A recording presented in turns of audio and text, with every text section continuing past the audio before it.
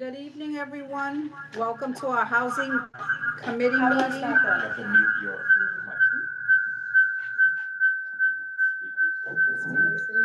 You? mic. It's you. Mute yourself. Turn off your mic. Go ahead. Let me see the mic. Turn off that mic. This one.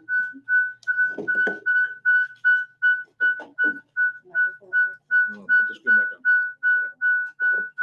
Take you anywhere. Oh, that's all. Somebody's on. What about try the mic right here?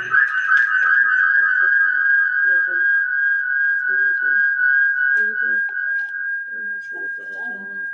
Can you log out or something? It's looping through. Yep. Like you gotta mute yours and turn the volume down. Yeah, but I don't have anybody. Like you don't need your microphones on because your microphones is creating. I got it. It's better. You got it? It wasn't me.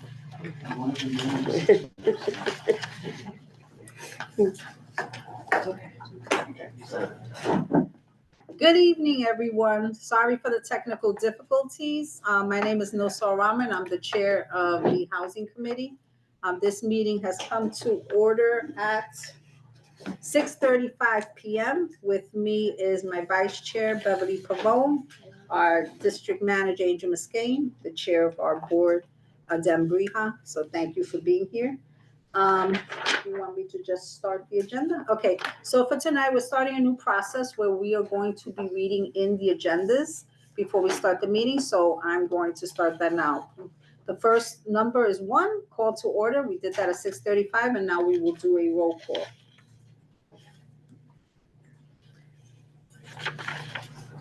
Committee members, when I call your name, please answer present. Marie Charles, Present. David Giordano, Present. James Gray. Here. James Some Kemp. make working with the man. Other nights, you pass it. And why did you love that?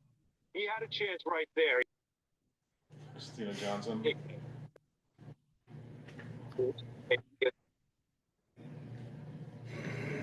Whoever's speaking, please mute. he has sports radio on. Okay. Jessica Morris, Nelson Rama, Present. Beverly Pavone, Present. Don Sanders, Loretta So, Candy Vivas Vasquez. Present. We have one. Thank you so much. I will continue with the reading of agenda, and then after that, I'll go into the ground rules. Number 3 is adoption of the agenda. Has everyone had a chance to review the agenda? Are there any issues with the agenda? If not, we're gonna move forward and adopt the agenda. Adoption of the minutes. Has everyone reviewed minutes? Okay, is there a motion to adopt the minutes? Motion. Motion by Candy Vivas Vasquez, second, December's too. I finally got those in. and December as well. Okay, so we So have we 2 do it- sets of minutes. Okay, motion by Candy Vivas Vasquez, second by David Giordano. Okay, now the announcements and the information updates. Number A is starting January 26, 2026, New York City's Department of Housing Preservation and Development, HPD, will implement Local Law 86, LL 86 of 2025. Under LL 86, which requires that multiple dwellings contain one or more rent-stabilized units, must post a notice in the common area of the building in both English and Spanish, informing tenants that rent-stabilized units exist in the building and explaining how to find out whether their unit is one of them. The notice to tenants of rent-stabilized dwelling units, which must be posted in a public area of the building, shall state, this building contains one or more units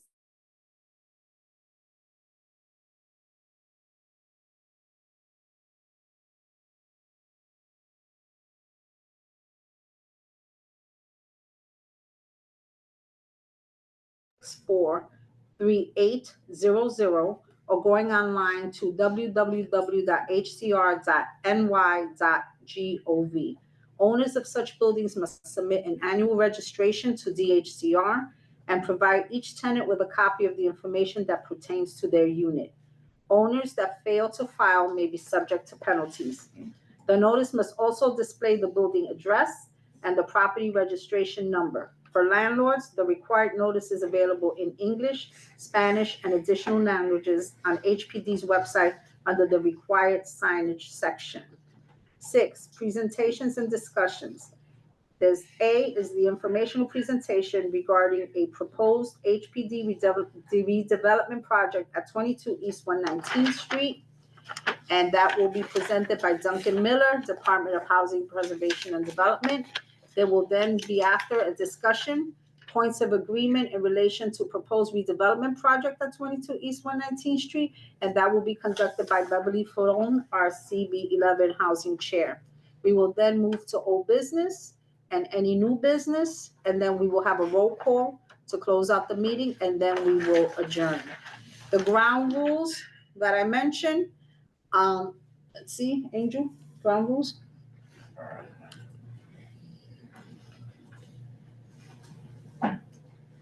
No one may speak until granted the floor.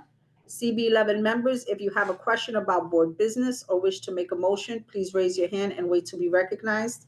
To raise your hand through Zoom, click the participants icon and you will find the raise hand function there. Members should not engage in a back and forth discussion. The chair will recognize the next person to speak. The chat should not be used to discuss or pose questions about agenda topics. All such remarks should be made on the record. Please keep your questions and comments brief and on topic to the discussion. Members of the public, if you have a question or comment about the subjects on the agenda, please raise your hand and wait to be recognized.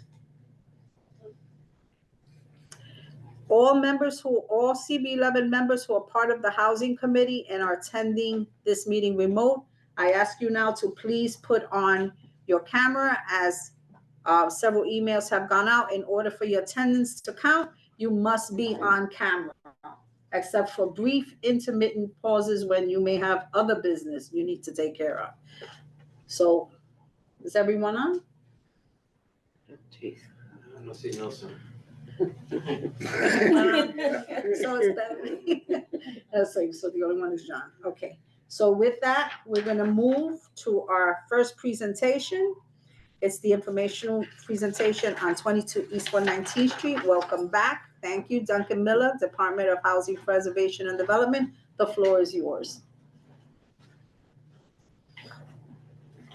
I have some printed copies of our presentation. I can pass Yes. those around. That'd be great.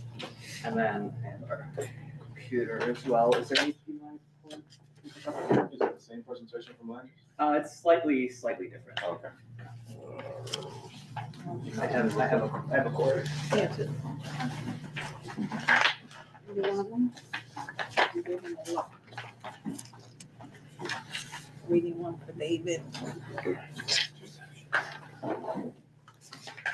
You want one? All right. You got it. You get four. Here's the one. Oh, you know, yeah. Yeah, extra.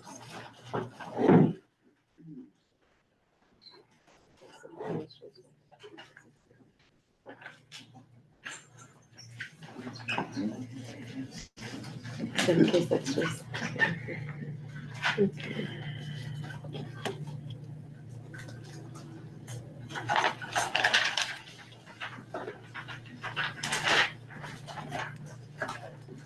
Stop reading my email, John.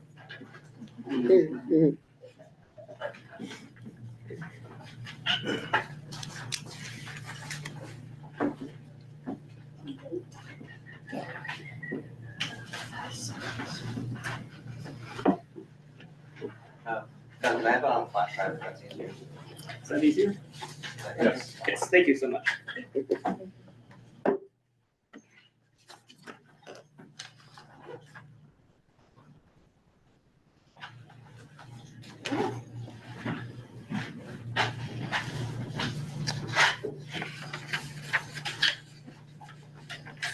Does everybody have a physical copy of the presentation? Yes. Great.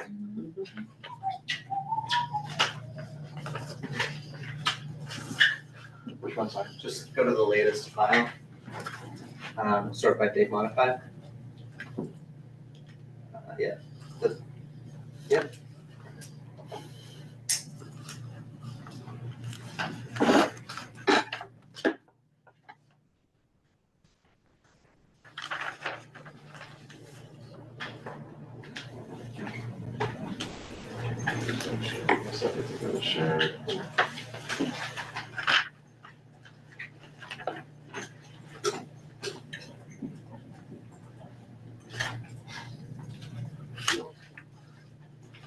All right, thank you very much. Apologies for the slight delay. My name is Duncan Miller. I'm a senior planner with HPD. Good to be back here again, joined by our development partners with BOA. I'm here today to present informational presentation about 22 East 119th Street. It's a pre-ULURP informational presentation.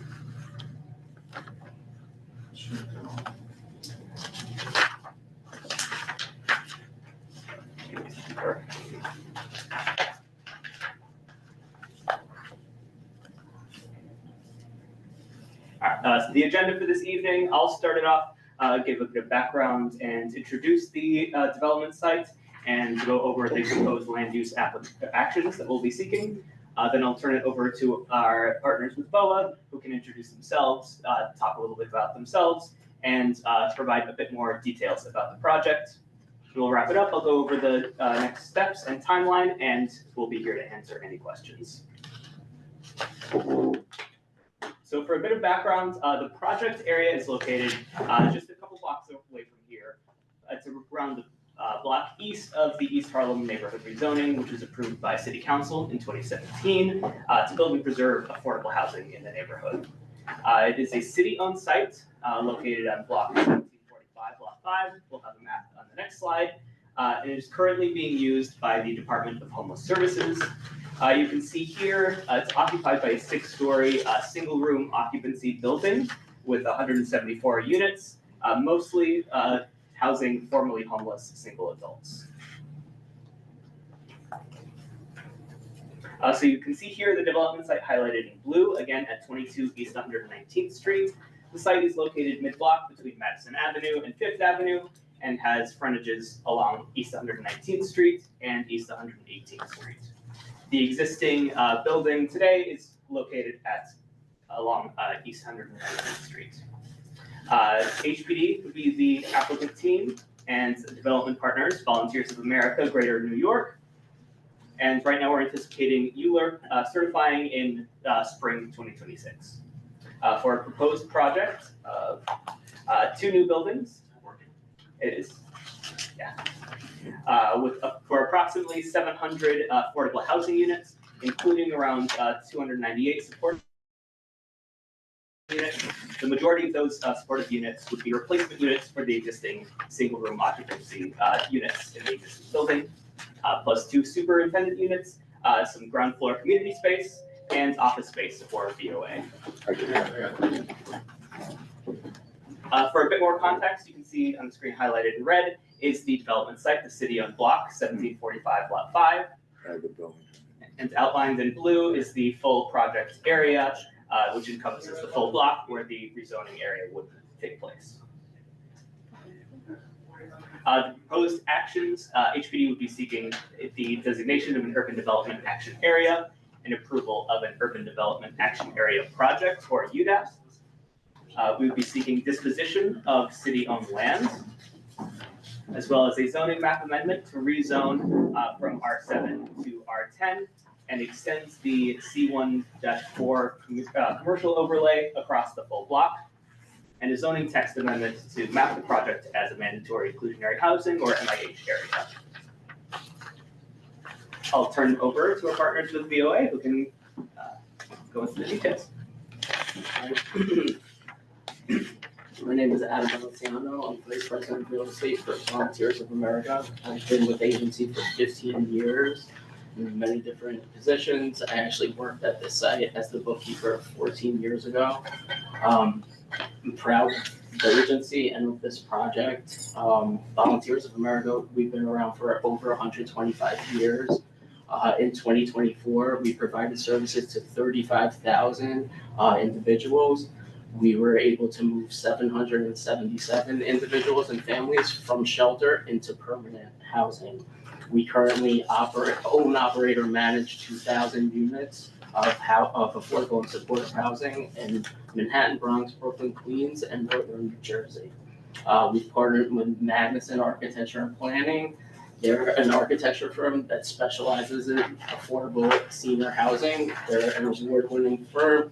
One of their East Harlem projects in 2024 was awarded a Sort of Blue Ribbon for Design Excellence. This is our latest project that we developed. This is senior housing in the Bronx. These are actual pictures, not renderings. That's an actual apartment. That's the outside, the outdoor area, and the lounge on one of the floors. The project that we're proposing would make 2 buildings with 698 affordable, so 100% affordable, 698 total units.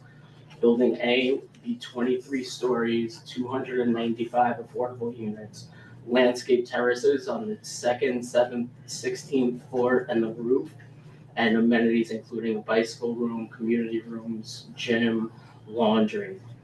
Building B would be a 25-story building with approximately 403 affordable units, landscape terraces on the 2nd floor, 6th floor, 16th floor and the roof, and bicycle room, community room, gym, laundry.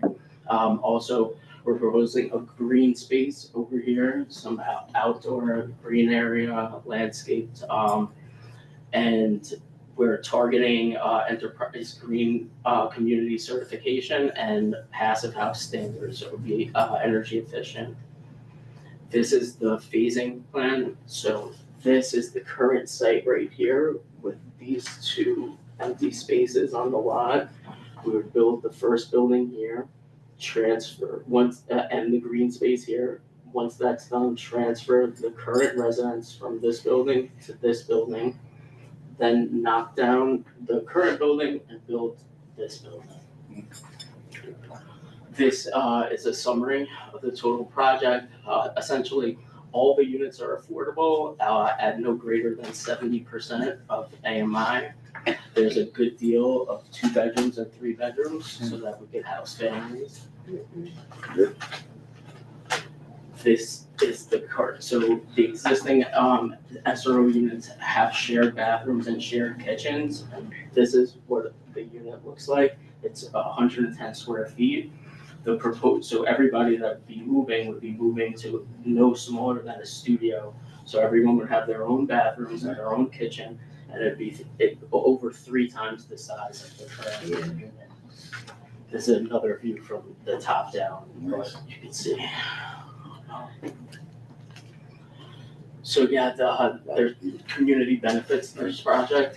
It advances the statewide priority that was stated in housing our neighbors are prepared for housing and homelessness. It's 100% affordable, 698 affordable units. Like I said before, no greater than 70% of AMI. There would be 298 supportive units, 174 are the ones that currently exist. And like I said, everybody would have their own bathroom and their own kitchen and much larger units than they currently have. There's 400 affordable units and almost 50% of them are 2-bedroom and 3-bedroom units for families. 18,000 square feet of community facility space. This could be healthcare, it could be a daycare, senior center, or we're open to what the community needs, and we'll determine that. New street trees, wider building setbacks, and new landscaping. This project would create approximately 750 construction jobs and 52 permanent full-time jobs on site. Thank you, everyone. Thank you. Thank you. And then just wrapping it up, here's our proposed ULURP timeline right now. As a lot of you are aware, we were back here in December with the Land Use Committee for a pre-ULURP presentation. We're back again today. We're meeting with the council member tomorrow to brief the council member on this project, expecting ULURP certification sometime later this spring. followed by the typical ULURP process, and complete a ULURP sometime later fall this year. And thank you so much. Here to answer any questions that you might have.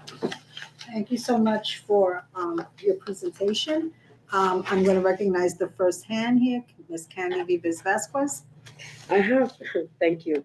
I have 3 questions, but if you don't mind, it's You all can the do it same. in parts. Okay. So can you go back to the unit distribution that you had before? Yeah, there. Okay, so it says, you're gonna replace for the formerly homeless households, you're gonna give them all, these are the existing residents right now at the VA, right? Now, since that used to be a veterans, home, is that going to also apply to the veterans as well? And currently, active duty families to participate and be able to live in these buildings, in this building? Yeah, so, almost all of the residents there are veterans, Mhm. right? So they're going to be moving, and we're going to do our best to set aside whatever we can for veterans.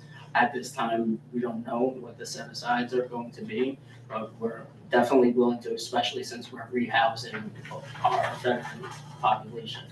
I mean, it would only make sense if you also include families who are on active duty and they are serving right now, whether they're doing, what is this on the monthly, National Guards, Mhm. that they're So existing, and they have families that they're looking for housing, and they're not being housed. You know that once you leave the service, they don't help you find an apartment, so you might as well help them now. What I'm looking at also is, on the supportive side, what type of supportive services you're talking about? I mean, because there's all, supportive can be like saying affordable.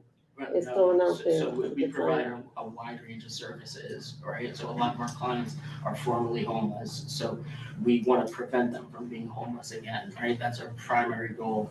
So we provide vocational training, we hook them up with entitlements, make sure that they keep them, recreational programs. We connect them to doctors, make sure that their physical needs and health needs are taken care of. So we have a pretty comprehensive range of social services that we provide. We provide it now, and we will continue to provide those services. But the services are gonna be exclusive just for the 124, or to everyone in the building as you spread them out? So the way that we do socials, we case managers assigned to every single person, and then it's up to those people whether they want. Some people just come and print the document, or can you help me with this email? Some people want. So it's really up to the client how much of the services they're going to utilize. But everybody is assigned a case manager at our building. Okay. I'll give somebody else a chance, but it's just. Do you have go your, ahead. you have It's your third because, question? you know, I'm just looking at the distribution. So, okay, so the 1 bedrooms, you're going to give it at 86 for the 1 bedroom, right? And then the studios are gonna be, of course, they're gonna be more than 110 square feet, but honestly, I feel like that your current is like 90 square feet, because it's really set up like a ship. Yes. You know, it's very small in there, so, all right, I'll just, Any, yeah. you think of any? Yeah, it's just Okay. that I'm just looking at the distribution, that's what it is. So you keep looking at that. Yeah. Chair Briha? The 124 though, is there a criteria? Do they have to have a substance abuse disorder or mental health illness, or could it just be somebody struggling with homelessness for neither of those reasons? So we haven't worked out the exact population, so it could be one of either of those. It could be somebody that's formerly homeless, or somebody that's formerly homeless with a mental health issue that hasn't been determined at this time. And I guess maybe this is more for HPD or whatever. How come there isn't, at least from what I've seen recently, as much of a focus on supportive housing for families, like with children, that are in the homeless shelters and stuff, especially considering, I think that's like a real epidemic in the city. Like I'm not saying you, I'm just wondering, and maybe I'm not seeing it, but it seems like everything that's been coming, and I personally don't have an issue with that. I'm just wondering why it isn't being distributed to different demographics. It seems to always be a studio unit for an adult. Unit And, you know, affordability. so that's, I guess, my question, why isn't there considered, not just in this property, just as a general question, Yeah, why hasn't that been something that's been focused on, at least I think as much? yeah, that's a really good question. It's something that we do get a lot, is especially for our supportive developments, is a lot of times people do want to see those supportive units for families. I think from an HPD's perspective, we see like a lot of formerly homeless single adults as one of those, I think, difficult to target populations.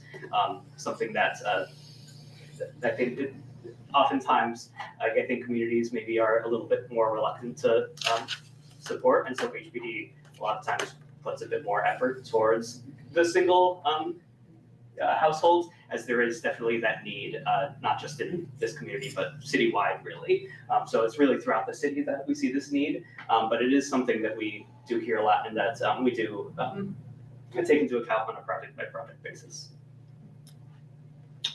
Okay, Do you have a follow-up? yeah, I do. Go ahead. It's again on a general topic. I think the issue with supportive housing that I've seen come into the board is, and I think it's on us to maybe help to stigmatize it, but it is the demographic that seems to be continuing to be served. I think as a board, generally speaking, we are for supportive housing. It's the same criteria coming. I actually think if there was something with families or you know, single parent families that are in the homeless shelter and something was being built for that, I couldn't imagine there being that much pushback. And then the other thing, and I know we asked you, I don't know if you have it or any stats, is the breakdown of supportive housing in the city. We keep hearing from people in our community that we have oversaturation more than anyone. We can't really say if that's true or not because we don't know the numbers. I'm sure someone knows them, and I just think that it would help us and it would help the case to give those numbers, because the longer we ask for them and don't have anything to show, the worse the assumptions are gonna be made. Like, you know, if we don't see the information, people will assume the worst. So we would like to know, do we not really have as much as we think we do compared to everyone else? And okay, then good. Or do we? And then is it a matter of, is it too much, or would we just like to see it be done for different demographics? I know you said you'd have something, I was hoping you did. And if it's something that HPD doesn't necessarily have, somebody has to have the data. Like, there's gotta be somewhere where people know where all of this is going. And it would be helpful sooner than later, because we have a lot of stuff coming. I think we just got another one emailed to us going on 129th. I don't know if it's with HPD, but it's nonstop. And it's hard for us to make an informed decision when we don't really know what the numbers are. Right. David? And just following up to that, what alarms me is you present something and then on the bottom in small print, this exact unit makes an affordability. So what you're telling me, or what was being presented, is may not be what is actual. It's hard for me to vote and approve that. That's a concern. I think a lot of the times the unit mix does change a lot through the ULIP process. That's usually community boards, borough presidents, council members do like to push for deeper affordability, more family-sized units. Those are some sort of modifications that we hear a lot through the process. So that's it. A lot of times it does move in that direction, rather than, oh, we're presenting a really deep affordability, but suddenly, oh, we're seeing 130% AMI. That typically doesn't happen. Right. But again, I cannot vote on something that's, you can't tell me it's not gonna be. Yeah, I guess just to clarify, we're really early in the process. Yeah. So we wanted to come and just hear some feedback. I think we're already hearing a lot of really good feedback. And so this is very preliminary, and we're open to hearing what you have to say. But understands that. And understand that we often have people come and present, and then what really turns out to be an affordability and local hiring doesn't happen. And there's no requirement, once you've gotten approval from us, to make those things happen, and they don't happen. Okay, Jose? I saw you next. You're next. Kenny answered my first question, which is this is the veterans residence, right? Mhm. Is there still going to be any preference toward veterans in the new? Which is curious. So we're gonna do our best. So it's early, and so we can't speak to that now, but so all of the current veterans are going to be rehoused, but And we will also do our best to bring in more and also active duty, whatever we can. I just can't speak to that at this time. Beverly? Hi. Before we continue, folks, can we raise our voices a bit because we have folks online to make sure that they can hear as well. Okay. My first question, I didn't get your name and what department are you with? Are you with VOA or HPD? I'm with HPD, sorry. I'm Joy Reeser. I'm the Director of Manhattan Planning at Oh, HPD. okay. Yeah. Okay. My question was to follow up also with, the veterans. What agencies would y'all be working with in order to make sure that these veterans would be here for this opportunity? Have you reached out to any, veteran agencies that would, not guarantee, but give them a foot in, for something like this? So we're willing to do that, like to fill the units and for hiring, but it's really, really early. So as we get closer and we begin to hire and we fill the units, we'll reach out to those agencies to partner with. Madam? Sorry, I talked myself out of the question maybe, but did you guys have more information to share on supportive housing? Yeah, thank you for coming back to that. We did just ignore your question. In terms of data that like HPD has and is available to share, I know you're not gonna like this answer, but we really don't have any of that data. What we can say is that, we do, with supportive housing, we do build it wherever we can throughout the city, as there is a need throughout the city. And publicly owned land, city-owned land is one of those opportunities. And East Harlem is a neighborhood that has a lot of city-owned land, so we do projects in East Harlem, but we also do projects a lot in the Bronx, in Brooklyn. We have and also throughout Manhattan. So it's not just like anecdotally, it's not just East Harlem. Anecdotally, we do a lot more projects in Brooklyn or the Bronx, but it really comes down to that where we have opportunity. And this is a definite need that we see throughout the city and the neighborhood. Yeah, and just to add a little bit of nuance to that too. We have, there's open data showing where new construction projects have been built that are HPD funded. But because of the sensitive nature of a lot of our supported units, that's not information that we share publicly, just because there are populations that are a little bit. Domestic violence, like being one, I understand Just that. a number, but how would just telling us there's 20,000 units and you have 7,000 be divulging anything? And how would you guys know if there's a need if you don't know how many there are to begin with? This is a need that we see citywide. Right, but I mean, so I find it hard to believe the city's building things with their money and they don't know how many there are. You understand how that sounds, right? I mean, I run a very small business, and if I ran my business that way, I'd close down tomorrow. So it tells me that somebody has the numbers, and I don't want to hear about the sensitivity because I don't want to know. I just want to know how many are there in total and how many are here. Because like I said, the narrative is going to continue to get spun badly. Like when you tell somebody, I can't tell you, and they're assuming the worst, then they just believe it is the worst. So we can't tell you what to do, but there's, it's not a good answer in my opinion. I know it might be the only answer you can give, but it just doesn't really add up to me in a common sense way. Let us take that back. All right. I appreciate that. Thank you. Thank you. So, Beverly, before you follow up with your question. Okay. Chair Briha brought up what has been said before in multiple meetings to HPD and to projects that come here. Please don't think that this is a slight to your project, because it is not. However, I find it insulting, personally insulting, that we keep getting the same answer. This is our home, and we understand that there's a lot of city-owned land here, but there's also a lot of things that are here besides supportive housing. And I will tell you that there are a lot of not-for-profits that have built supportive housing here that have not done a good job. And you can check 311s and 911s, okay? So to continually tell a community that is asking just for information, not sensitive information. I run a multi-service center. We had a DV program. I created a system so that they can come in, a numerical system, so nobody had to write their names. Nobody. I understand about sensitivity. Our affiliates have supportive housing. Candy runs units. Candy knows, right? We all here have some kind of experience.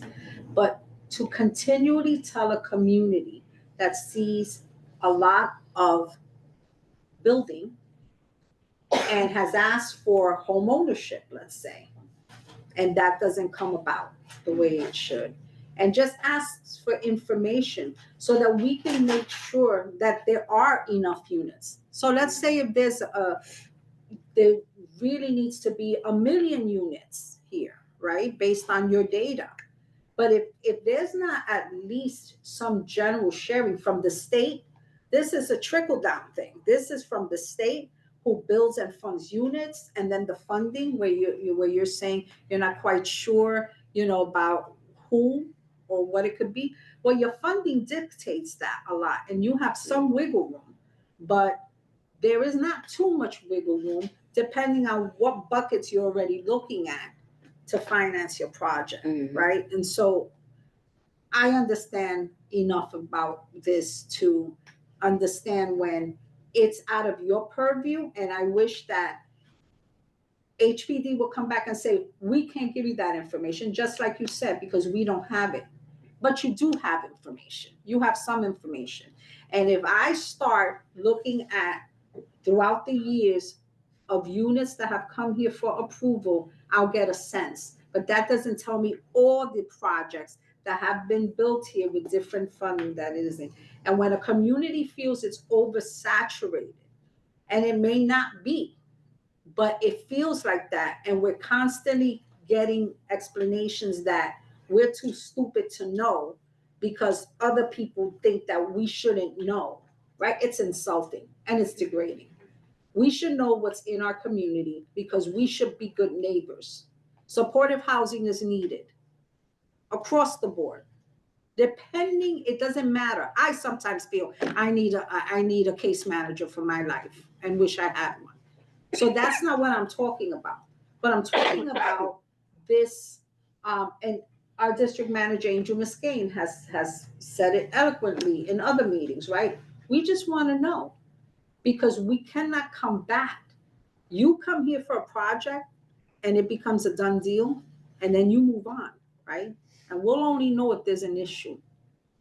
But when the community constantly asks us how many, and we have to say, well, nobody is disclosing, and we can come up to maybe 50% of the numbers, it's not, you're not being a good neighbor, not you. I mean, the funding sources are not really caring about how they may it be impacting a community because you need additional resources. And if the not-for-profit cannot supply them, then where are these resources coming from, right? If we're bringing in more families, those kids deserve all you could give them. But the community also has a responsibility to make sure that the schools are adequate, that they have enough teachers, that all that should make a young person's life healthier than where they are. And so I'm going to do my due diligence, whether I'm the chair of housing or not. I'm going to do my due diligence to try to get numbers. But I think that, and this is something that we're going to have to also take up with our elected officials at the state level, because to continually say that to a community that feels it's under siege all the time for building and this and that and has other concerns, right? We would like to know. We would like to get a sense, because I think that's fair. And since I'm still talking, I'm still going to hold on to talking. And the community space that you're thinking about, that you're looking for ideas. Have you read this Community Board 11 district needs? So have you gotten a sense from there what you can provide?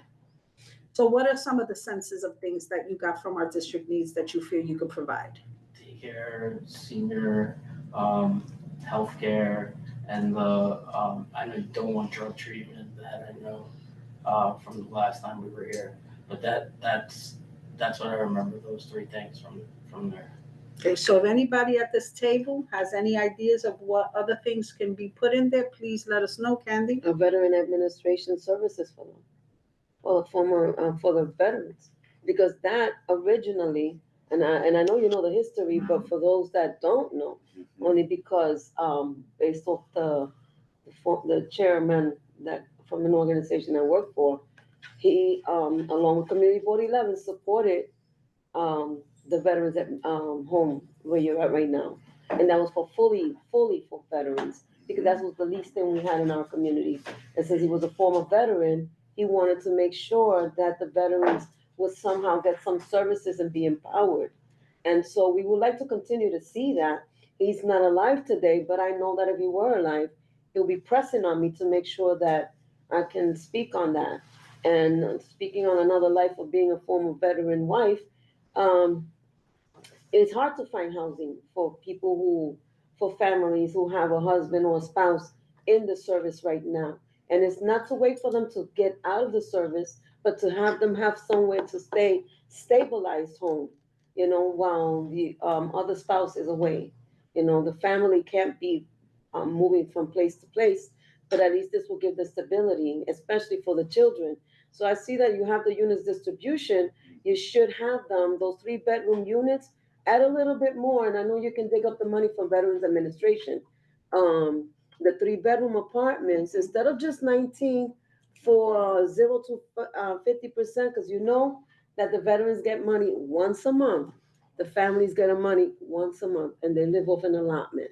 So those 3-bedroom apartments should be at least from 129 that you have there, the 2 bedrooms and the 1 bedroom. Try and figure it out, but you should evenly distribute it that it can be more realistic to what the real world is today, and that we can at least do a better service for taking care of these families, because that started out to be, that site there is an original Veterans Administration, not a shelter for just homelessness. That's not what it was made for. So we like to see that, that what started out to be original, that if this is what you're gonna continue to do, at least honor the veterans that are right now, and past, right? Because, this is something that we're not giving in our community. We know there's a lot of supportive housing, but you need to actually be more, defined, like you're saying, affordable. Affordable is who could afford. You could afford $5,000 rent. I could afford only 100.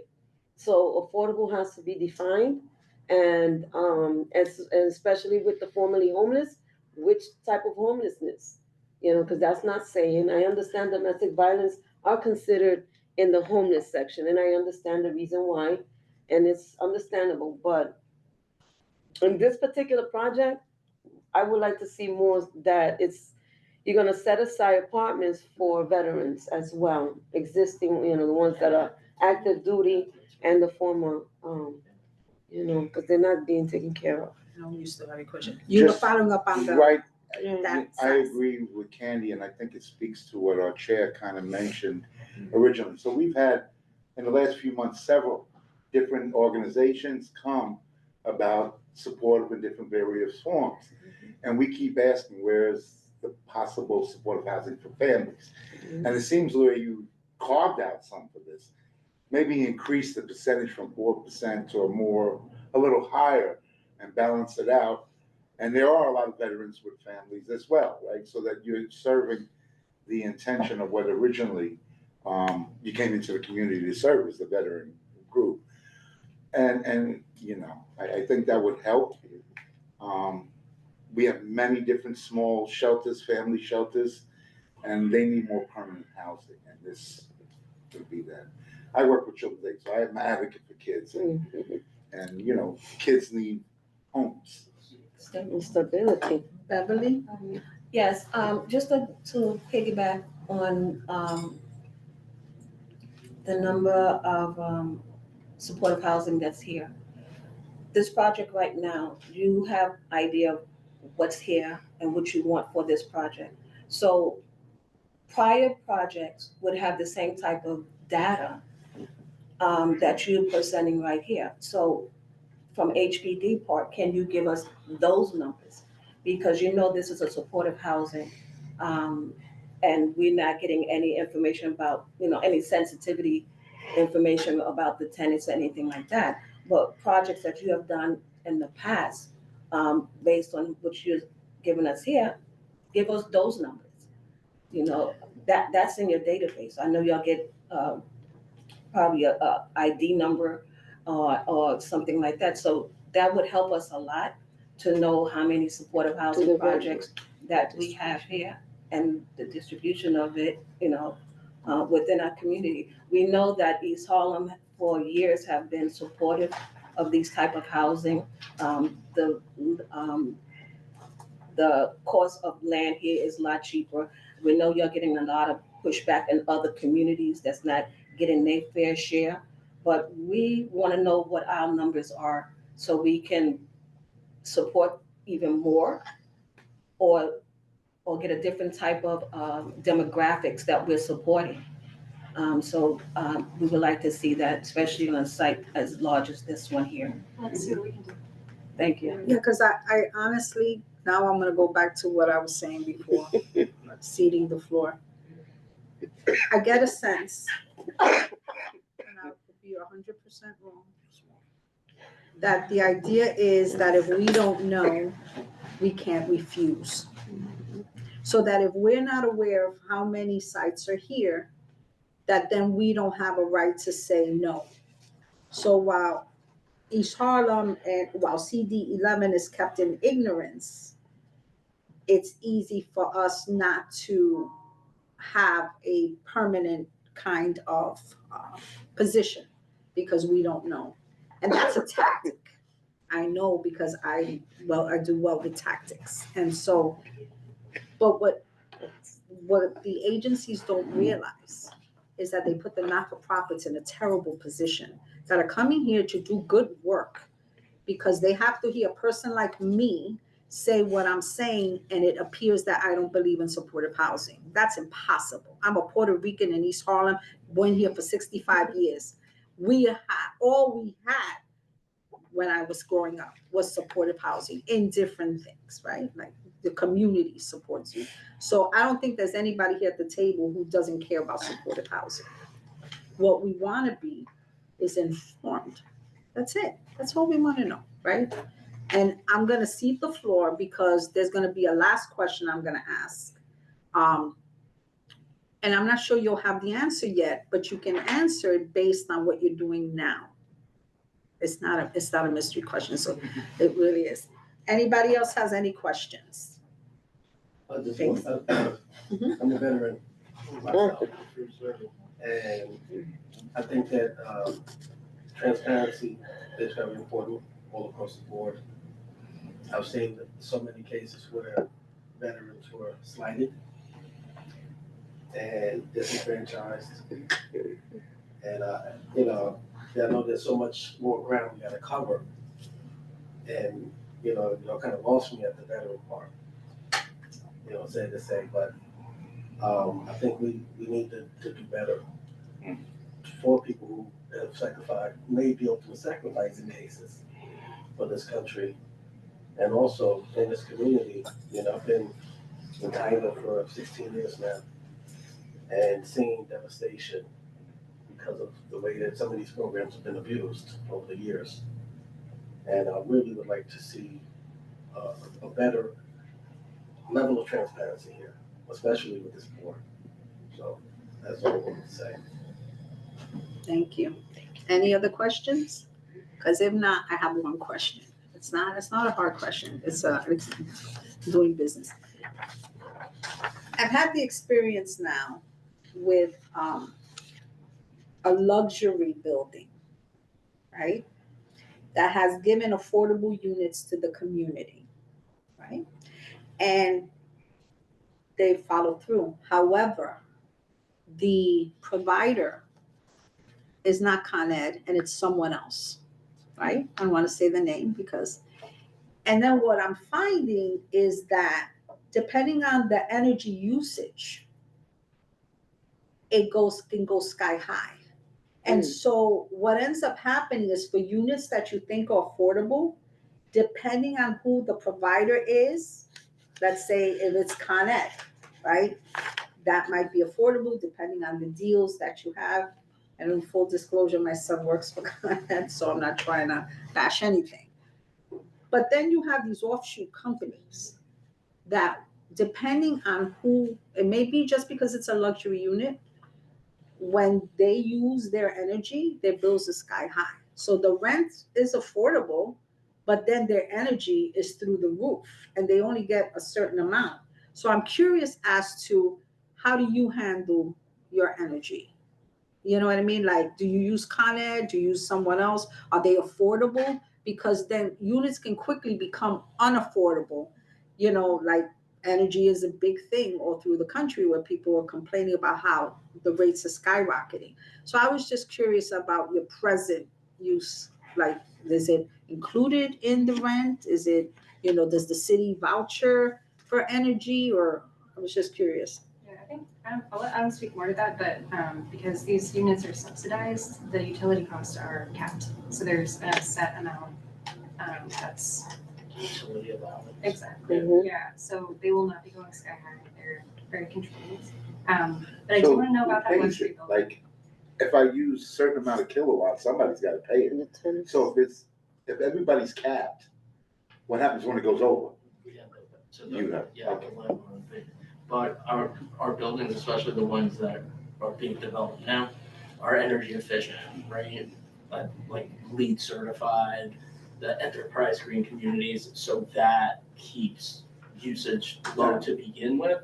And then the clients are protected with the utility loans as well. So solar panels and all that? We do that wherever possible as well. That Okay. doesn't do as much as you think, but it helps with some of It the helps common some. charges. Yeah, it helps everything. Okay. But the building that you're talking about, is that in East Harlem? Yes, it is. Okay, can you give me the address? No. I'll look into it. I'd rather not. Okay, I'm only asking because if there are affordable units in that building and they were developed through MIH, it's a little bit different because those are not subsidized. Mhm. So if there continue to be issues with that, can you please? Then I can call you and then we can discuss generally.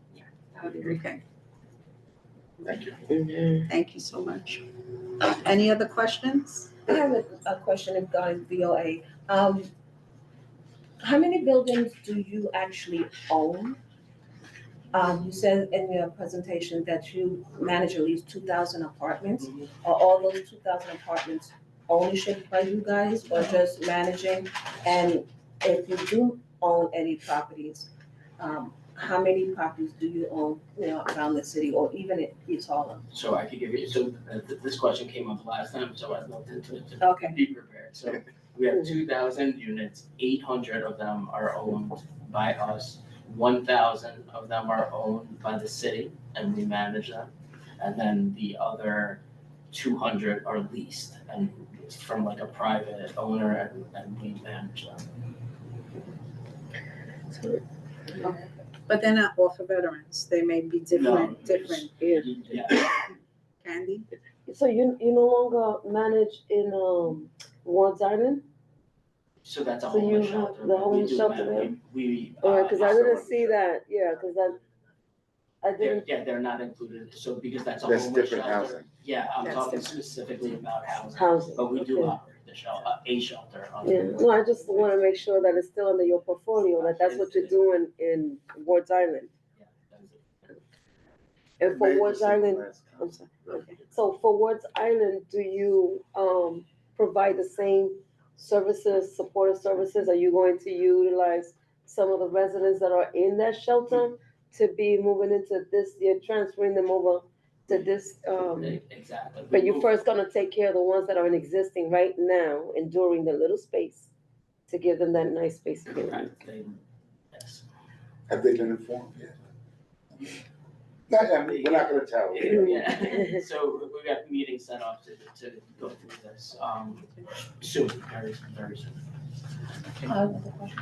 All right, Beverly, this will be the last question, because we gotta get to your presentation. You stated that, you have to present this to the council tomorrow, remember, that's tomorrow? Yes. Salon, Mhm. and that's just a preview of, or just letting them know what it is, it's no, It's the same nothing, definite, like, this is what we're doing and this is what this is. Oh, okay, thank you. Yeah, we're doing the same thing. We're meeting with him to hear his feedback. We'll probably talk about what we heard tonight as well. And just, yeah, give him an update. Okay. So with that, thank you for presenting and meeting that. My question is that even though that is not the council person, are you considering, because depending on where people come from that may move into your units, are you considering speaking to the council member that has just been elected, Alcia Encarnacion, as well, just to give her it's not in her district, but services and all that can be drawn from different places, and I'm assuming that your residents actually don't just stay in Yusuf Salam section, you know what I mean? So everybody mixes around everywhere. I end up in places that you wouldn't believe. So I was just curious, as a courtesy, maybe sending the presentation. Obviously, she doesn't need to rubber stamp it, but I'm assuming at the council, she will vote on it. Yeah, she will. And we have spoken about that because I know Councilmember Ayala was really involved at Samal Terrace, so understood. We definitely. Just a suggestion, so it doesn't look like anyone's slighted, especially since she will vote on it. Okay. Well, thank you so much. Yes. We're actually having a second presentation on our very capable Vice Chair Beverly Pabon has put some information together regarding actually this project and how it pertains to points of agreement, like questions.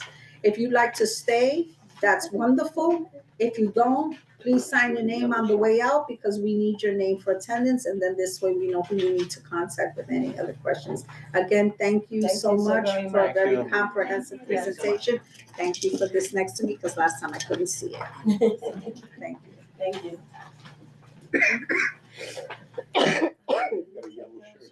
Do you want to take a short break? Are you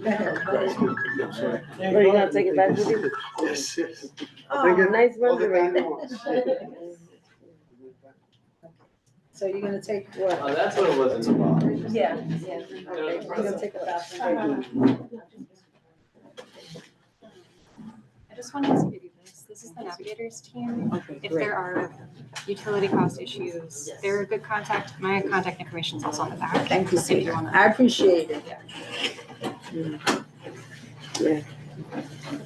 Just follow the email, we have parcel present here, maybe next one, energy efficiency and buildings. Absolutely. Perfect time, I'll connect you with them then, so. And thank you for that offer of help. Yes? Laura, you know, she had her hand up in the zone. Who? Laura. Pilar de Jesus? I don't see her here. This one.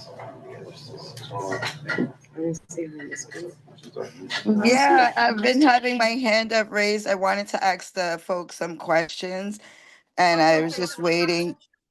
Hello, I'll let you ask the questions, but at the community board meeting, the first one that gets to ask the questions are the ones at the table. My apologies that I didn't see your hand. No, I understand. I thought that when you attend on Zoom, though, you could ask questions as well. No, you can, but we let the committee have questions, and now that the committee asks their questions, I will let you, since the team is still here, I will let you ask the questions. All right, thank you. Yeah, I always, and thank you for allowing that. And yeah, I know that the committee always has their first questions. But I do have some questions and some statements. And I guess I would make some of my statements before my questions, and I promise I'll make it slow because I see you guys are out the door. And again, thank you, Chair, and the rest of the board members. I guess I do want to make a statement. I think there were a lot of comments made about supportive housing. I want to add, if it wasn't already added, because I did join late, like we really do need some senior low income housing. Seniors cannot even afford the rent they have right now. And even if they get a rent freeze, if they live in rent stabilized apartments, that still doesn't help.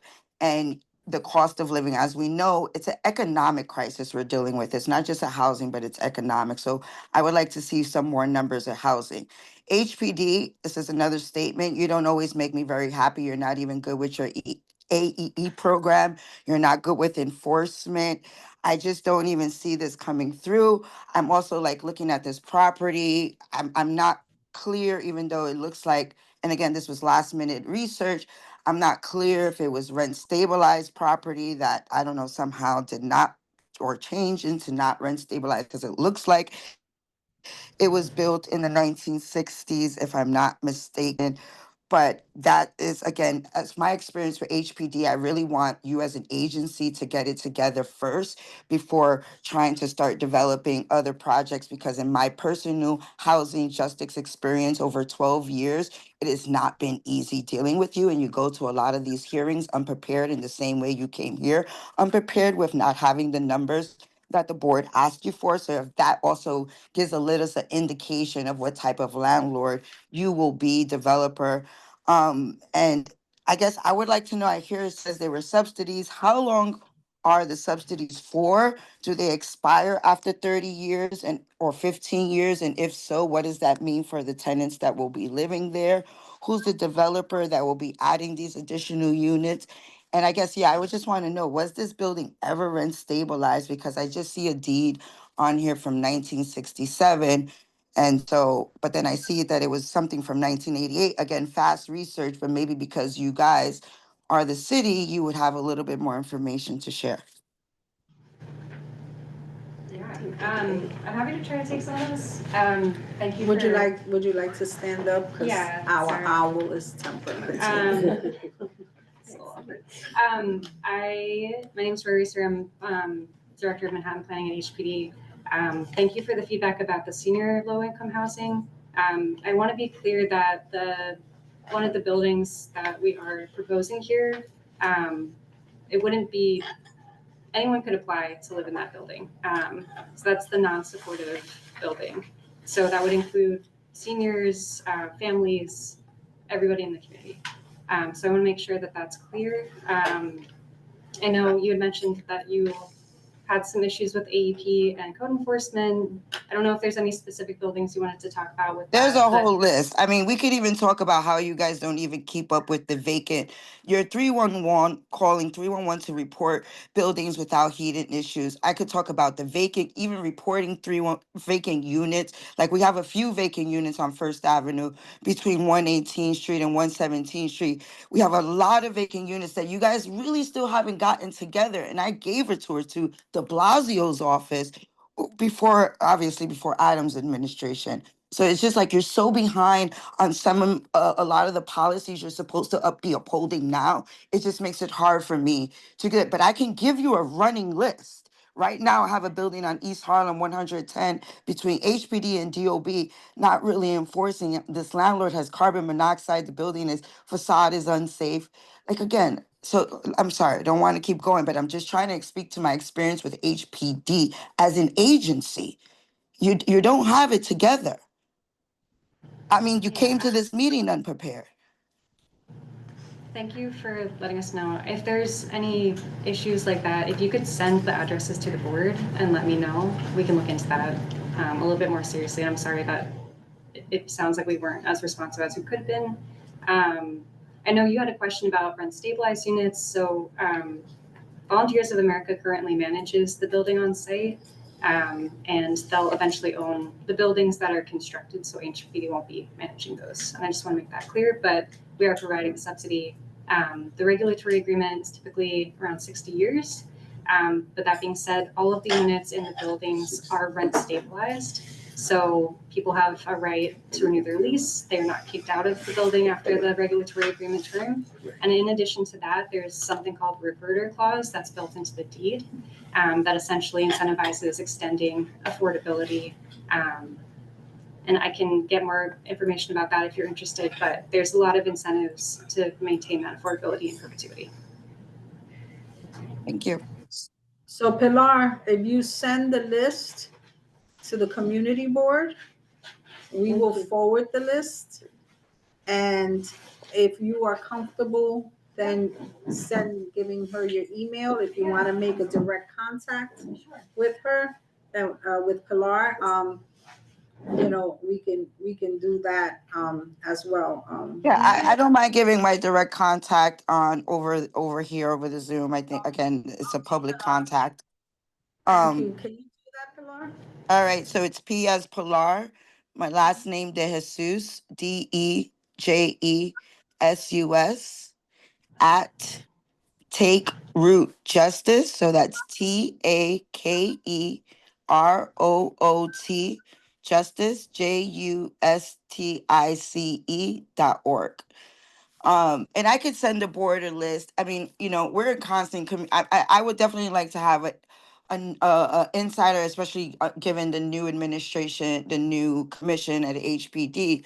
But I don't know how much more lists I can keep sending HPD, and like my tenants are still living with rats and no heat, and there's no enforcement. You're not collecting the fines. So again, it's a little different because we're talking different. But I'm just saying, as an agency, you haven't fulfilled the responsibilities that you currently have, and it's hard for me to see that then this isn't. I don't know. Ever since City of Yes, everybody wants to go higher as far as air rights and all these things because of whatever tax breaks and whatever is happening, as we know. And so if we're going to actually do right by tenants, human beings, by actually giving them low income and not use these tricky words like affordable, because I think it was kind of said, a lot of people in this community don't know that in the policy, that word affordable isn't used in the same way that people may think you're telling them. So the framing of the language is also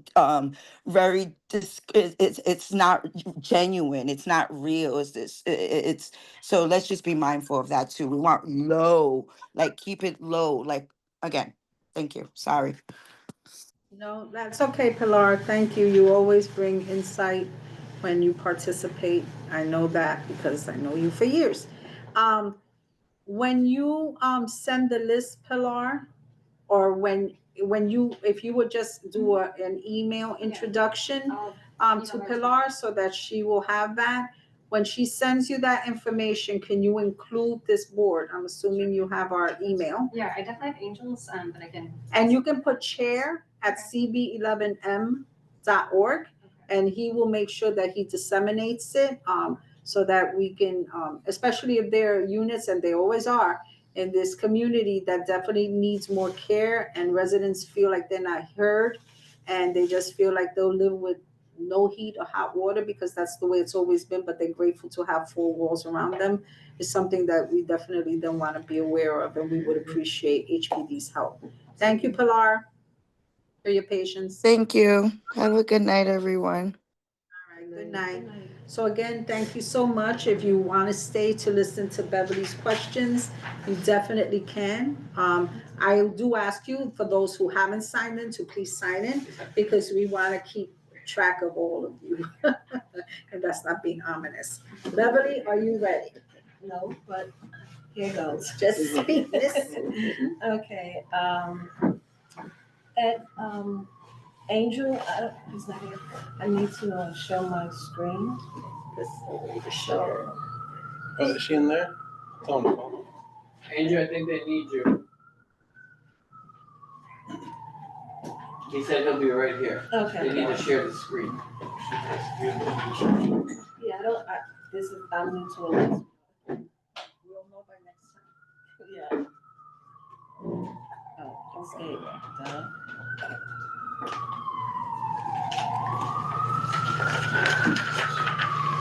We also have computer literacy classes. That's it, yes. That's where I typically use.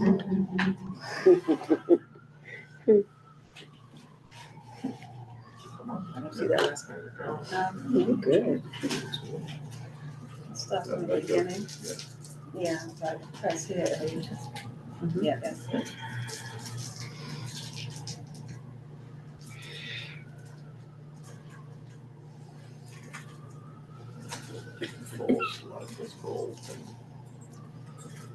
That was the notes.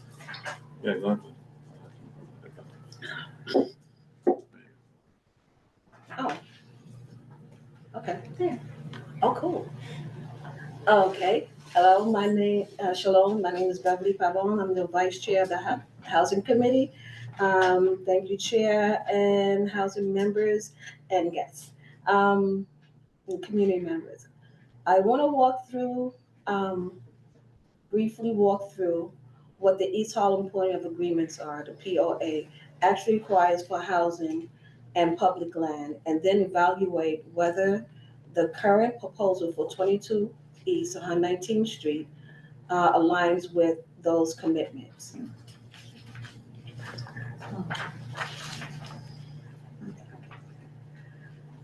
Okay, the POA is the city's formal commitment to East Harlem following the 2017 rezoning. It outlines what the city must deliver when it develops or dispose of city lands in the neighborhood. There are 5 core POA requirements to which I would like to walk through that directly apply to this site. Former city commitment, the focus of the 5 points is housing availability, community facilities, anti-displacement, and transparency. POA requires transparent disposition, competitive RFP required. Community must review multiple proposals. The POA emphasized that the building public land should deliver both housing and community facilities such as recreation, youth development, public health, even aquatic systems, pools, or workforce development. Housing only projects do not meet this standard. Okay, the POA requirement number 2, mixed-use development.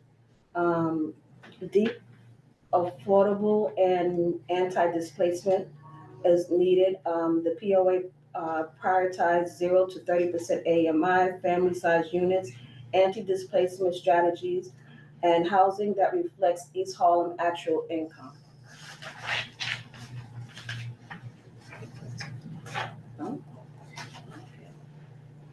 Oh, I didn't change it. Yes. Okay. For community-driven planning, early engagement, alternative analysis, community-shaped programming, transparent process before developers are selected. It seems, let me just get past. The POA requires early engagement, alternative analysis, and community-shaped programming before a developer is selected.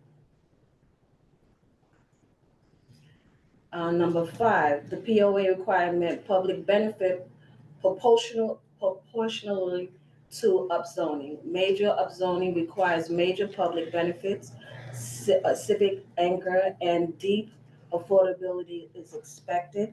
The city seeks a major upzoning like the R10-C14 zoning proposed here. The POA requires a public benefit that matches the scale of that density.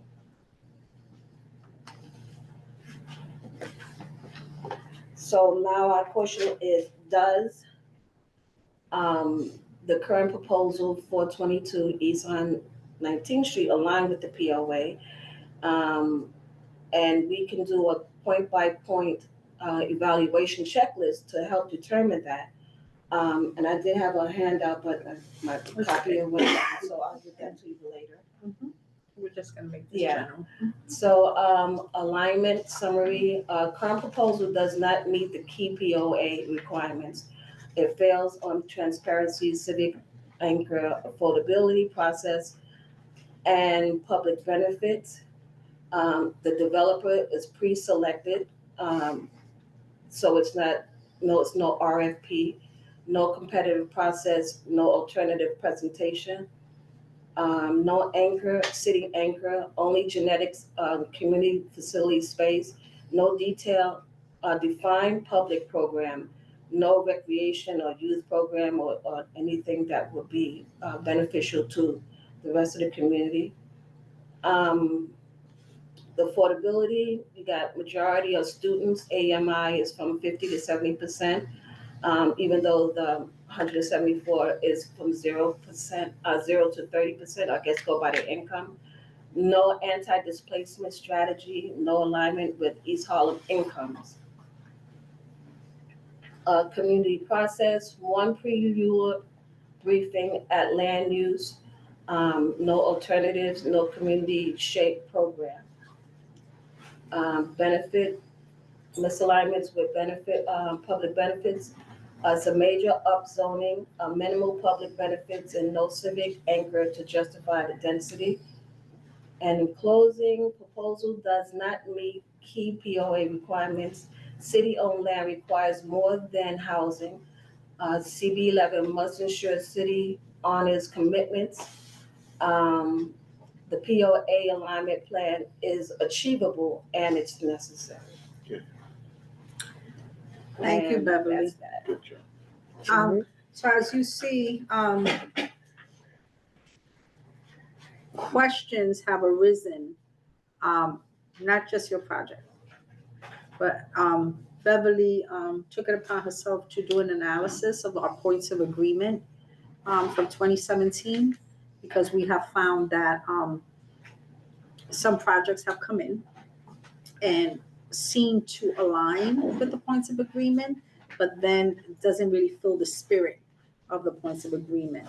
So I already have some ideas of some of the stuff that she has said, but I don't want to color the conversation. So while you're here, HPD, you are aware of our points of agreement. So Beverly brought up the fact about the RFP process, but it's very specific for different things. Can you please explain why, right? We already know that you are already pre-existing on the land and you're trying to, you're eventually gonna own those units, right? And you're trying to fix a wrong where, it's kind of small now. But HPD, can you explain so everyone here is at the table can understand why this project would not require an RFP based on the history and the history of the land? Because the same way Beverly has specified those spots, those points, this way we can all understand the nexus of this. Yeah, so I'll have to go back and refamiliarize myself with the details of the POA, but POA was selected as the developer as part of the 2023 supportive housing RFQ, which designated different supportive housing developers throughout the city. And POA was selected because of their experience working on the site, their other experience working with the supportive units. Okay, and can you explain what RFQ is for those that do not understand and maybe watching this video later? RFQ is a request for qualifications. Okay. Yeah, and there's like I mentioned the list, but there's, as a result of the request for qualifications, there's a list, you can see it on the HPD website, of pre-qualified supportive housing developers that meet our requirements to build quality, affordable and supportive housing. So Bo was drawn from that list, and because of their familiarity and management of the site, they were selected. Okay. Beverly? No? Okay. Go ahead, David. It says an RFP is required. That means we put out a request for proposals and other agencies or organizations have an opportunity to bid, right? But that didn't happen. Not in this case, no, it didn't. Right. So again, here is another point. Those of us that put in a lot of work back then on this board, I could not approve. Because again, if we set standards and processes for procedures and they're not followed, trust, you know what they say, right? Easily lost, harder to get back. But we're being asked to trust again in agreements that were made with the city. We spent a lot of years working on that. And we, in good faith, followed up our end. We expect the city and all the organizations to follow on their end. Yeah. I don't know how you come back here without those things. I mean, yeah, because what's the harm, I guess, right? If VOA was gonna be the best one to do it, you'd find that out in that process anyway. So, I mean, that's my And we have nothing against No, You know, it's a process, right? And we make laws and we follow laws. The consequences for not following. So let me ask a couple of questions so that it doesn't seem like the original in 2023, there was an RFQ for qualifications. There's a pre-approved list of providers that do this kind of supportive work, important work. And so from that list, that was how you first got, I'm assuming, the property that's managed. Am I correct? Or is the RFQ for the development of that property that was already under VOA? It's just for the developers. So it's actually, there are sites that are identified and then development teams are drawn from the list because they've been pre-qualified as having the expertise to develop supportive housing, have a track record, either locally or citywide. And yeah, if we can get you more information about that process. But. Okay, so just clarify for me, because then I think it'll clarify other things. This housing in the way it is now, how long has VOA been managing it? Since 2011. So you've actually been on the premises close to 15 years, 14 years, doing this work. Okay. And then there was an RFQ based on what the city thought to develop more supportive housing, maybe. I could be saying it wrong, so please correct me. Or you saw the need on the land that, with the units that you were managing since 2011, that it needed to expand somehow, and that you had to create better, I'll use the word better, but I don't want to, you wanted to create more units and you wanted to create better units for those that are in existence and for those who may come. And people at the table have mentioned veterans and families and things like that. And then based on that need that you saw was where a plan came into maybe how you can develop it, redevelop it, and then that's how that RFQ came into existence, right? Where you pick the development, whoever you were picking to develop to do this. So my question is, because there was a pre-existing agency already running there, and there was an RFQ done, did that preclude the RFP process? Because I don't know how many years you gave it to them. You see what I mean? So if it's, I'll use the word in perpetuity, then of course, then more than likely an RFP wouldn't be issued because you already have someone who has done well on the land, blah, blah, blah, and the expansion. So I'm just curious as to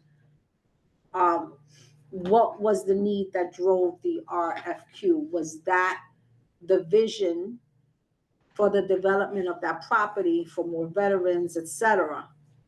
Do you see what I'm saying? Because you were already on the site since 2011. Yeah, I can get more information for you about sort of the genesis of the RFQ. The list of pre-qualified supportive developers, that's kind of what we use citywide. Okay. So we've done this process across the city too. So it's not just this particular site, but we can find out a little bit more about the history of sort of why this process came to be and the thinking behind that. But technically, I think that's great, because I'm not quite sure where my question is going. So if I confuse you, believe me, I'm just as confused as what I'm trying to say. But the process for the redevelopment of this land for the new housing, it was under the control, let's say, that's the wrong word, of VOA. It wasn't that the city wasn't trying to wrest control to make this a competitive kind of project. It sounds like the city felt that it was almost like a sole source, and I'll use that word kind of, where it was more like a sole source where VOA wanted to do this. Developers they answered all the right questions, and then the city is looking to see how we can support the project under them. Am I getting the general sense of how, because then that answer, because that would then answer Beverly's questions about why, depending on how that answer is, it will answer the questions as to why a competitive RFP was not put out to see if someone else can get, let's say, more apartments or a lower AMI. So depending on why, what the reasoning was, because they were already there since 2011, and it was really that the building itself no longer functioned well, and they wanted to redevelop it and then add more to it, then that's like the answer, if that makes sense what I'm trying to say. I might It makes sense. add a little bit. of Absolutely, color. please add. So my name's Simon Kowinski. I actually worked at HPD and came before the board during the rezoning conversations. And now I oversee real estate at VOA. And so I'm excited to come full circle in lots of ways. And I can say, when we were analyzing the neighborhoods of city-owned land, that could be opportunities to increase the supply of permanently affordable housing to complement, the rezoning that was taking place, where MIH would be the vehicle for creating affordable housing. This site was not on our radar at that time. This is a site that's owned by the city. Department of Social Services provided and continues to provide VOA with a contract to operate it as SRO housing. And so the way that this project came about was not the city mining its resources and doing research to uncover forgotten gems of city-owned land. It was to improve the quality of life for the residents. This is a facility that actually was constructed in the early 90s, and many would say it was probably obsolete the second it opened. It was meant to be transitional housing for people coming out of shelters before they found a permanent home with a full kitchen and bathroom, but it de facto became permanent supportive housing, just given the lack of supply and options in New York City for people to move to and find a permanent shelter. So there's been a desire for many years to redevelop this site, and HPD utilized its supportive housing RFQ, our advocacy to improve the quality of life for our residents.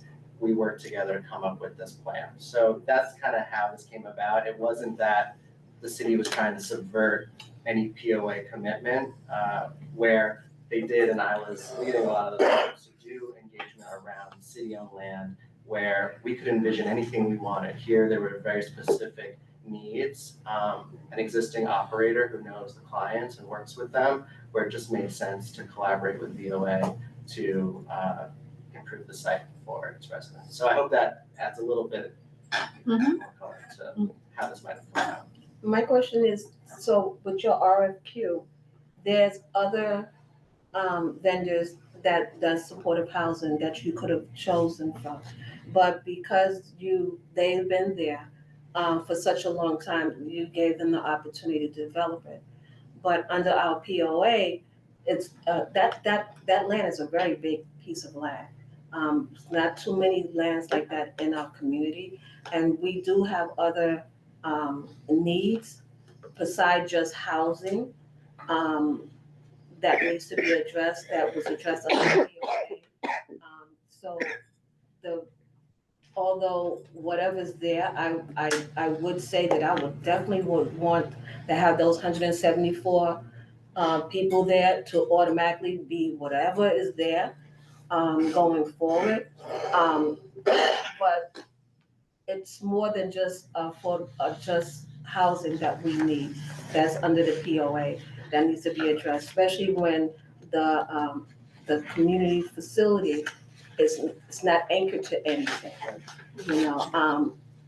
It's a lot of other things that I can think of that can go there with the supportive housing for the VOA veterans, 174 units, and maybe a little bit more, plus housing, plus anchor community facility that will benefit East Harlem tremendously, and try to turn around everybody's life, whether it's supportive housing, homelessness, and children that needs stable housing that's in our community right now. So with that list of the RFQ, you giving it just to them kind of limits more possibilities. And if we would like to see, I think we should be able to see an alternative, without losing the 174 for the VOA. I can say, if I can respond to Yes. that, I think partnering with HPD brings a lot of opportunity because we're able to leverage the subsidy, the tax credits, the Right. operating contracts that come with running a building like this. And we at VOA feel very passionately about this point you're making, where we want our properties to be a civic anchor. Having housing doesn't preclude that from happening on the site. We've already reserved 18,000 square feet of community space on the lower floors. We were just talking with Matt, the architects, the other day actually about how do we make that a flexible space so it could serve a variety of uses, and how do we also integrate it with the open spaces and the courtyard and the ground floor to really make it beautiful and an asset for the community. So we're here because we want to hear from you about what types of programming. I've heard that youth programs would be a really important asset for the community. I'm super interested in further exploring that. Right now, we just have kind of like a shape of a project, and it's too early in the process to identify 100% who that kind of anchor community tenant, or maybe it's multiple tenants, might be, but over time we want to continue to refine the design and the program, and again, this is just the first step. So hearing all this feedback is super helpful for us. So suggestions from the community board on going forward, you would definitely really consider, and we would love to have that done. Definitely. Thank you. As I said, we're really early in the process. Yes. And I also just want to make clear, while BOA is managing the site, that's not the only reason that they were selected. They have really strong expertise. They have over 2,000 units of housing, affordable and supportive, that they manage. So I want to be really clear that they're Right. highly qualified. Oh, no, I believe it was never any doubt that they're not qualified because they're part of that list. But that's why I was asking, since they're not the only one in the list, And there might be other organizations in the community that you think we might want to partner with, especially when it comes to the non-residential spaces. We're happy to take any of those recommendations you may have. We can talk to them. And so it's more than just saying there should be an after-school program or a daycare. Like if you have specific organizations you want to refer us to, we can talk to them, see if they have space needs. Okay. One more question. In regards to the buildings, the base, the way you have with the two towers, I know there's another property in the middle of that. Are those any issue regarding shadows on that property? Because they are definitely in the middle of that space. I remember you raising that question last time. Yeah. So we, part of the process is going through the environmental review process, and shadows is one of the chapters that they look at. So,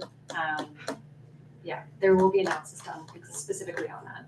Okay. Because that's we'll turn in this reason. No, I just going to say before, but my name is Fernando, and I'm the architect for the project. So before we had this plan of two buildings, we actually had three buildings. So that was worse condition for the existing building. So we decided to remove one of the buildings to create this open space to improve the conditions of the existing building in one side. So in this way, we're sensitive to the conditions of that building. Because that building's on the south side of the block too, it would continue to get direct sunlight in all seasons. It wouldn't be blocked by either of the buildings in terms of access to sunlight, except the first phase that is going to be constructed right next to it. Anybody who has a window facing that side will not have use of that window any longer. But temporarily or? Well, no, because there will be a building going up right next to it. And buildings are designed to have light and air into the interior so that buildings can be constructed right next to them. So this is what's going to happen there. But we are leaving one side open, so it's not going to be completely sandwiched. Like a mini courtyard?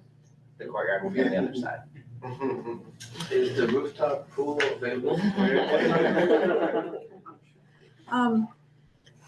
I'm just gonna close. Candy, you have something to say before? Yeah, I was just curious. I'm sorry. I just didn't, because you didn't put that up on your, I didn't actually, or maybe it's an oversight, but I didn't see I see your income distribution for the building B, on the affordability side. And I know you said these rents are going to change, that's on page 15. And, so the income that you're putting in here is projected, but it's not fully etched in stone. And I understand when you develop something, you're creating it now, but down the line, income is gonna change and the affordability. So, is this going to be a rent-based, housing unit, or is it gonna be income-based? All of the folks who apply to, the Ella building will go through the housing lottery, so they would need to income qualify for those units. And then based on their income, they pay a certain rent. And nobody pays more than 30% of their income for rent. But the supportive units, 174 will be the replacement units, and then the rest will be placed from home shelter. And building B would be constructed next. So building A is the one that would go up first and be used to rehouse the existing tenants. Building B is many years, not many, but far enough in the future where we can project the kinds of incomes and rents that we would want to serve in that building. But it would be subject to the HPD term sheets at that time and what they require, and probably further conversations with the board once we're getting ready to really design that building. Right now, we're designing building A. So building B is the one that, building B and any other subsequent buildings are the ones that will be going through the housing lottery. Building A is the one that everyone is already pre-existing, they've been determined, they're going. Building A will have some relocation units for the existing tenants, some referrals from the shelter system, and then also some housing. So they're gonna be scattered throughout the buildings. Building A, Building A will have a mix of all those different populations and marketing or leasing sources. Building B will be, right now it's projected to just be all Housing Connect, and potentially with some set asides for one-way homeless families as well for HPD term sheets. Okay, yeah, because Candy and I are familiar with Housing Connect, that's stuff that we do. Just to go back to your supportive housing, and obviously this is really early, and so we're not gonna keeping you here, because we'll keep coming up with questions. But the supportive services that you give, I would be interested in getting just a general about this actual supportive services that you give. And the reason is, I am really concerned about our youth. And we have a lot of young people that are committing suicide, that are doing self-harm because of where they live, because of the supports they don't have. And since you're bringing families into your units, right, where you may concentrate on so-called adult issues, but nowadays there's no such thing as children. They're all impacted. And so especially our young men, our young ladies have their own collective issues, but young men come from single family households where it might be predominantly where they may not have a father figure, where a lot of house times young women have that female,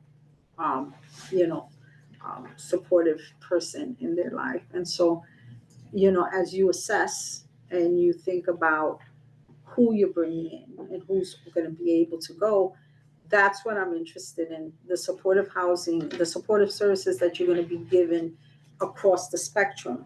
Because adults that come from homeless shelter and from homelessness, a lot of times cling to the people that they know on the street.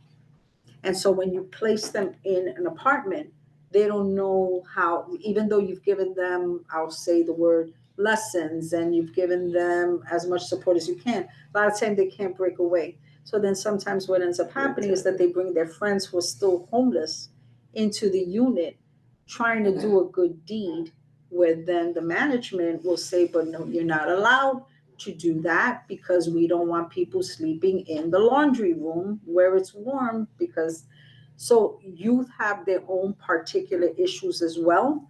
And so I'm interested in seeing maybe the expansion especially since you're thinking about a community space and you're thinking about the different services to be bringing in, right? Maybe you're considering a mentoring program. Many years ago, I was a big brother, big sister mentor. So I'm just saying, when you think about that, as much holistic thoughts that you can put in to help support our community, because it doesn't matter where they come from. When they end up here, they're our community. And so we want to make sure that they get the best that we can provide. Thank you. I just got 3 more questions around that. All right, 3 more questions, Beverly, you Yes, got that's 2. it. Okay, and But then my- that's it, we're gonna move The it meeting along. that you're having tomorrow with, Councilmember Salam, is that an open meeting for other people to the, okay, It'll just be just you guys, exactly the okay. same, but yeah, we will talk Okay. about it. The 60-year, you have a sunset date on this. Although I hope that I can live that long, but sunset dates, why isn't it not permanent for affordability? Because when I hear sunset date, and it's a lot of buildings in East Harlem right now that's going through programs that they got sunset dates. And we are so concerned about the amount of rents that's gonna be charged after these sunset dates. So I would like HPD to consider some other type of plan to, you know, keep it affordable. So, and my last question is, you're gonna do building A first. You may mention that building B is not in the pipeline now, and it might be some years before it's done. I think that's true for both of them. They'll be traveling together, but the building A will go first. Right. So You don't have no resident time, approval. you don't have no time limit as to when building B would start. No, I don't As have it a is timeline now. for when building A would start either. Right, I right, know right. I'd be really curious about that too. Right, right. But we just don't know yet. So if you had to give a general idea about the whole project being totally coming to fruition, what are we looking at in years? If everything goes to plan, In a perfect world. just give us, yeah. Yeah, I mean, I mean, I could talk about the anticipated construction time. Right. So like phase 1, right, that first building that we want to transfer everybody to, that should take 26 months, so a little over 2 years to construct that. Okay. Then it takes about 6 months to move everybody from this building to that, right? And then 36 months for the last. So 26 plus 6 plus 36, 68. So yeah, That's advanced math for me. 6 years. Okay. About, you said 60 years? Yeah. 6. Oh, okay. Like, that's a sunset date. Okay, thank you. Okay, you, and then we have you'll finish what you're saying. I'll let you answer one more question, ask one more question, and then we have Pilar who has her hands up. Go ahead, so finish. Oh, no, I was just gonna respond on behalf of HPD and BOA about your question around permanent affordability. So, I was at HPD when we worked on the reverter clause, and that is a mechanism for publicly owned land to essentially make them permanently affordable because lenders have different kind of limits in terms of the regulatory requirements you can put on a property. But HPD came up with this tool called a reverter clause on public land that they own as a condition for conveying it to the developer to create affordable housing. They must keep it as affordable housing in perpetuity permanently. If the developer does not do that, so say in 60 years, if they don't come back and refinance the project and keep it affordable and do another regulatory agreement for another 60 years, the property will revert to city ownership. So that's how that works. It effectively keeps the property permanently affordable, and there's no way for us to get out of that. And of course, as a mission-driven nonprofit dedicated to homeless services and affordable housing, that would be in our interest as well. and even if that wasn't the case, again, these units are rent stabilized, so nobody would get kicked out, even if the regulatory ended. Like everybody would get to stay in their homes. They have the right to renew their lease, so that's an additional protection. Okay, thank you. Okay. Pilar, you're gonna close out the questions. Go ahead. Oh, okay, and I think one of them might have been answered. So it sounds like, from what I hear, it sounds like the current tenants who are currently living there are they're leaseholders of rent stabilized leases. And if that's not incorrect, please correct me after this. It sounds like they're rent stabilized leaseholders, and with the additional units that are going to be built, it sounds like they will also be rent stabilized leaseholders. And if that's so, I guess I'm a little confused. Then why does it have to be income based, right? Because I don't know any rent stabilized housing that requires you to have a certain income to live in the rent stabilized housing. And then for those tenants who currently live there, especially if they're a rent stabilized leaseholder, who is protecting, who's assisting them to make sure that their rent stabilization is protected at that apartment? Who is helping with the transfer? Are the transfers the same amount of units that they currently live in? And are they paying the same amount of rent that they're currently paying? And are they in the community? Because something I noticed with HPD, when I have to fight, when tenants have been in fires, you have relocated tenants to other boroughs, which has not been very meaningful for those tenants. So that's really specifically wanting to know about the current tenants. And again, just confirming that it sounds like all leaseholders in the current and new units that are going to be built will be rent stabilized.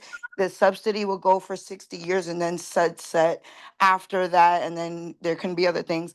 And then I was like, with supported, so sounds like that. And then my question around supportive housing is, it sounds great. Like, if we are going to be helping folks who are homeless, who are on drug, medicating, how are we helping them pay the rent?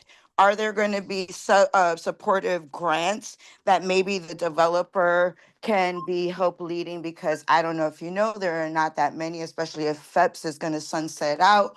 There are not a lot of programs. And if we're talking about people who are homeless, I know, I've talked to them. I work, this is my work. It's not always easy to get employment. Right. And so, like, what is evictions going to look like? Is there's like a certain, maybe a more humane way HPD is going to go about this? Because again, knowing that you're taking in a population that is already going to be unstable, and it's not easy to get stable in this market of world, especially with AI, and especially if you've been on the street for some time, finding employment's hard. So, like, what is that real stability as far as grants, as keeping people in their home? Because we got over 200 pending eviction cases in housing court right now with no light of day. So, like, I just want to think about all these things, but I really also want to be sure that the tenants who are currently living there are protected, and that your relocation process is really meaningful. And if all tenants who move into this new building are receiving rent stabilized leases, why do they have to follow the lottery and do income? Okay, Pilar, you said a lot, which was all meaningful, but we're gonna hone in on just 2 or 3 spots, which is the first thing about the current tenants, the rents. They're gonna be able to answer what they can answer at this point of the project, right? That's And good. so, but the stuff that you brought up is stuff to take back, because HPD has been a captive audience here. And so they're gonna be able to come up with answers, or at least give us possibilities. But we're gonna allow VOA to speak, and then we're not gonna ask any more questions, because you're gonna write them down for the next meeting. Sir? Okay. Sounds good. Thank you. I think I could answer almost everything. Okay. I'm gonna try. Ready? So our current residents are leaseholders. It is not rent stabilized. The new buildings will be rent stabilized. They will be rent stabilized leaseholders in the new building. In terms of the transfer, we will literally pack up the stuff that we are going to help them move, plan everything around that, work with consultants to minimize any inconvenience, right? Once they're so part of the social services we provide, I was saying earlier, our number one goal for anybody that's formerly homeless is to make sure they do not become homeless again. We connect them to entitlements, we budget with them, we help them get one-shot deals when necessary, we help connect them to outside agencies that do rental assistance, that kind of thing. So we will do everything in our power to not evict them and help them get their rent paid. That's some of the services that we provide. What else? Anything else? I just want to note that one-shot deals is a loan. It's not a grant, but just go on. I'll add that the formerly homeless families and the residents who are moving from the existing building will pay 30% of their income towards rent, correct? Regardless of their income. The community unit, so those that are rented through Housing Connect, will be based on income bands and the rent will be set. And those will be subject to rent increases per the regulatory agreement and rent stabilization rules. So rent stabilization is like an underlying third or fourth level protection. The thing that's governing stability and affordability really are the regulatory agreements and the program requirements for the operating subsidy that's supporting the formerly homeless residents. Okay. But that's including the veterans, right? That's the veterans. Right. Yes. Okay, so with that said, Pilar, you are to know any questions that you have and bring them to the next time that we have this illustrious group in front of us. Will do. I'm so sorry I couldn't be there to be part of the group, but I was in my client's building. But yes, I will. Just look part of the group. You're here in spirit. Next time, put your camera on. It doesn't allow me to. I would have. Okay, so with that said, any questions that you have, you can send them to chair@cb11.org. And you've given your email and you will be contacted. I want to thank all of you for coming in and answering questions. You came in for one presentation and ended up answering two. So we thank you for being so proactive with us and listening to our questions and our concerns and being open. And that's all we want. Thank you so much. Thank you so very much for your questions. Get home safe. And we'll continue now with the meeting. Is there any old business we want to talk about? I don't see anybody saying anything about any old business. Is there any new business that we'd like to discuss? Well, think about new business if you have something for next time. And what you said?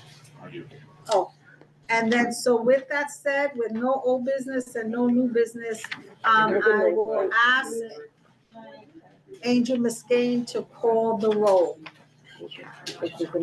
How many members, when I call your name, that's your president?